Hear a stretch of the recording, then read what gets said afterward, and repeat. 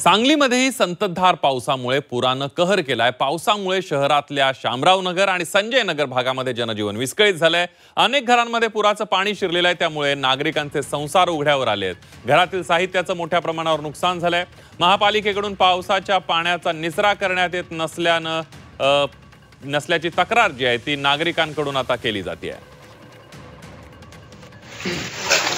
आता शामराव मध्ये बघितलं तर महसूल कॉलनी, देवेंद्र सोसायटी, महादेव मंदिर कॉलनी या इतर सगळ्या परिसरात मिळून 100 ते 150 घरात पाणी गेलेलं आहे। आज दसऱ्याचे दिवस आहेत, देव सुद्धा अक्षरशः पाण्याखाली तरंगत आहेत। अशी अवस्था या शामराव मध्ये आणि अशी अवस्था असताना महापालिका प्रशासन पूर्णपणे दुर्लक्ष करत आहे। मी थिमेट फिनाईल टाकले त्या पाण्यामध्ये की जेणेकरून ते घरामध्ये येऊ नयेत म्हणून। तर परिस्थिती काय? आता पावसामुळे पाणी आहे, गटरीचं पाणी, घाण पाणी अक्षरशः घरामध्ये आहे।